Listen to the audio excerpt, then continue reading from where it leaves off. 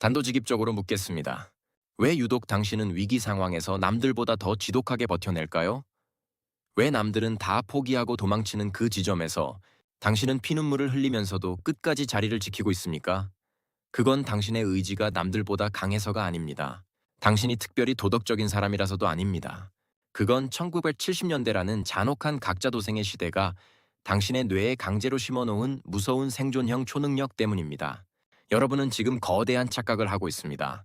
내가 거절을 못하고 남들 눈치나 보며 혼자 끙끙 앓는 게 그저 성격이 약해서라고요? 아닙니다.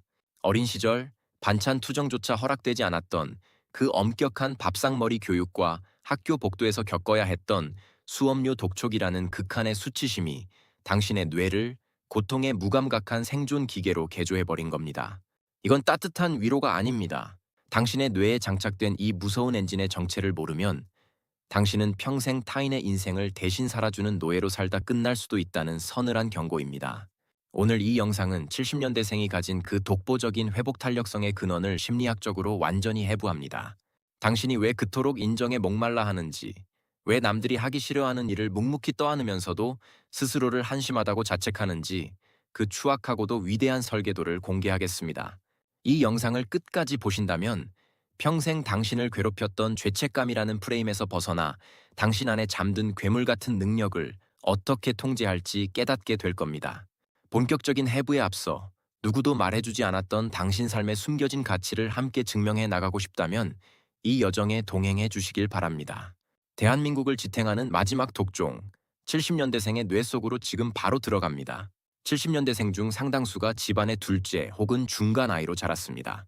심리학자 엘프리드 아들러는 이를 보이지 않는 아이 증후군이라고 부릅니다. 첫째는 첫정이라 특별해서 챙기고, 막내는 한없이 안쓰러워 애지중지하는 부모님의 시선 사이에서 당신은 살아남기 위해 단 한 가지 생존 전략을 선택해야 했습니다. 바로 타인의 기분을 초 단위로 읽어내는 사회적 민감도라는 고도의 레이더입니다.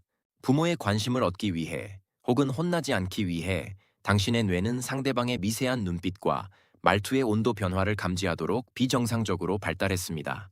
당신이 지금 회의실에서 상사의 미간 주름 하나에 심박수가 치솟는 건 당신의 무의식이 상대의 기분을 거스르면 나의 생존이 위험해진다라고 판단하기 때문입니다. 이걸 뇌과학적으로 풀면 편도체의 과활성화라고 정의할 수 있습니다. 우리 뇌의 편도체는 공포와 불안을 담당하는 경보 시스템입니다. 70년대생에게 어린 시절은 넘어져도 일으켜줄 손길이 부족했던 각자도생의 현장이었습니다. 그때 느꼈던 유기 공포와 수치심은 뇌에 강렬한 트라우마 회로를 만들었습니다. 그래서 성인이 된 지금도 누군가 무리한 부탁을 하거나 은근히 무시하는 태도를 보이면 당신의 이성적인 전두엽이 작동하기 전에 편도체가 먼저 비상벨을 울립니다. 거절하면 버림받을 거야. 거절하면 다시 그 수치스러운 상황이 올 거야. 라고 비명을 지르는 거죠. 당신의 그 지독한 배려심은 사실 순수한 선의가 아닙니다. 단 한 번도 이기적이어도 안전하다는 느낌을 받아본 적이 없는 뇌가 보내는 절박한 신호일 뿐입니다. 하지만 이 사회적 레이더를 돌리는 데는 엄청난 비용이 발생합니다. 심리학에는 자아고갈이라는 개념이 있습니다. 인간이 하루에 쓸 수 있는 의지력과 인내심은 한정되어 있는데 70년대생은 그 에너지의 90%를 타인의 감정을 살피고 비위를 맞추는 데 소진합니다. 정작 집에 돌아왔을 때 가족들에게 짜증을 내거나 아무것도 하기 싫어지는 이유는 당신이 나쁜 사람이라서가 아니라 밖에서 이미 감정적 파산 상태가 되었기 때문입니다. 당신은 밖에서 배려심 깊은 사람, 일 잘하는 사람으로 불리기 위해 자신의 영혼을 갉아먹고 있습니다. 특히 끼인 세대로서 위로는 권위적인 선배를 모시고 아래로는 개인주의적인 후배들을 챙기며 당신의 뇌는 24시간 풀가동 중입니다. 후배들이 "저는 제 할 일 다 했는데요?" 라고 말할 때 느끼는 그 서늘한 배신감은 사실 부러움의 다른 이름일지도 모릅니다. "나는 한 번도 저렇게 당당하게 내 권리를 말해본 적이 없는데" 라는 무의식이 당신을 괴롭히는 거죠. 당신의 뇌는 지금 타인의 욕망을 마치 자신의 욕망인 것처럼 착각하는 투사 상태에 빠져 있습니다. 남을 만족시키는 것이 곧 나의 가치라고 믿는 이 슬픈 회로를 이제는 끊어내야 합니다. 그런데 여러분, 여기서 정말 중요한 반전이 있습니다. 당신을 평생 괴롭혔던 그 결핍과 각자 도생의 환경이 역설적으로 당신에게 대한민국 그 어느 세대도 갖지 못한 무서운 능력을 선물했다는 사실입니다.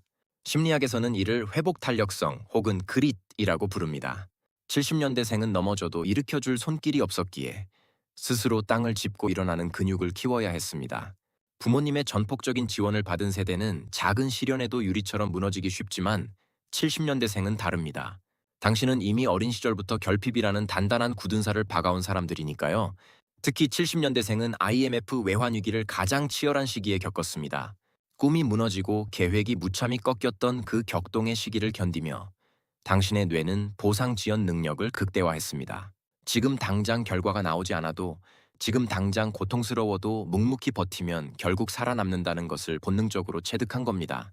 남들이 시련 앞에 뇌 정지가 올 때 당신의 뇌는 오히려 생존을 위해 전력을 다하는 오버클럭 상태가 됩니다. 젊은 세대가 워라밸을 외칠 때 폭풍우 속에서도 끝까지 자리를 지키는 건 결국 당신입니다. 이건 미련한 게 아니라 초고도의 생존 지능입니다. 당신의 뇌는 결핍이라는 연료를 태워 성실함이라는 괴물 같은 엔진을 돌리고 있는 겁니다. 당신은 이 사회가 무너지지 않게 지탱하는 마지막 방어선이었습니다. 여기서 우리는 한 가지 뼈아픈 진실을 마주해야 합니다. 각자 도생으로 길러진 70년대생 부모들은 종종 자신의 자녀들에게 내가 이만큼 고생했으니 너는 편하게 살아라 라고 말하며 과잉 보호를 하거나, 반대로 내가 너만 할 때는 수업료도 못 내면서 버텼다며 자녀의 아픔을 무시하곤 합니다. 이것은 당신의 뇌가 겪은 결핍이 자녀에게 정서적 방임이나 보상 심리로 대물림되는 과정입니다.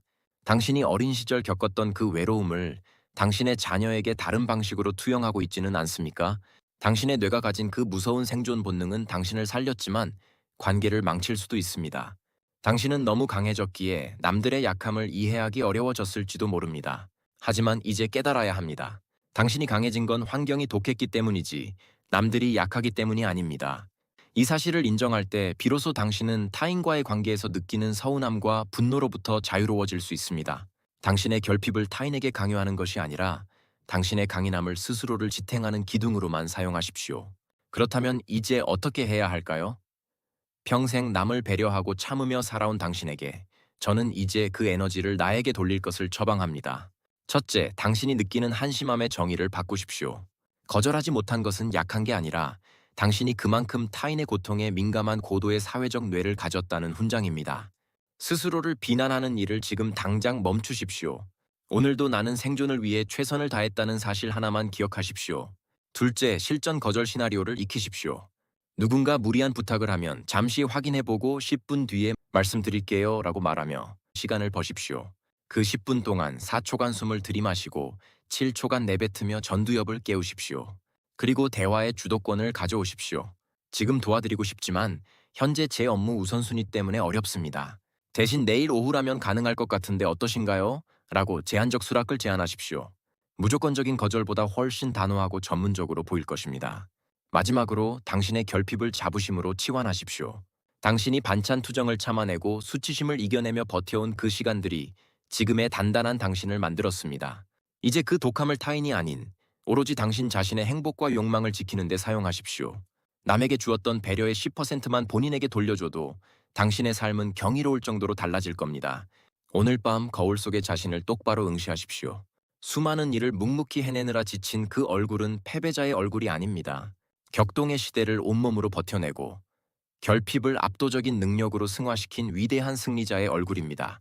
당신이 참아온 시간은 결코 헛되지 않았습니다. 그 시간들이 당신을 누구보다 깊고 넓은 마음을 가진 사람으로 빚어냈습니다. 이제는 더 이상 참지 마세요. 조금은 이기적이어도 됩니다. 아니, 이제는 철저히 이기적이어야만 합니다. 당신은 그럴 자격이 충분합니다. 오늘 당장 잠들기 전 거울 속의 나에게 이렇게 선포하십시오. 그동안 참 고생 많았다. 이제는 너를 먼저 챙겨도 돼. 네가 이 세상에서 가장 소중해. 오늘 이 영상이 평생 무거운 짐을 지고 살아온 70년대생 여러분의 마음에 강력한 해방의 불씨가 되었기를 바랍니다. 우리가 서로의 결핍을 이해하고 각자의 엔진을 올바른 방향으로 돌릴 수 있을 때 삶은 비로소 우리의 것이 됩니다. 당신의 내일이 오늘보다 조금 더 가벼워지기를 원하신다면 매일 상상복지 채널과 함께해 주십시오. 당신의 공감이 대한민국 모든 70년대생의 자존감을 회복시키는 큰 힘이 됩니다. 시청해 주셔서 감사합니다.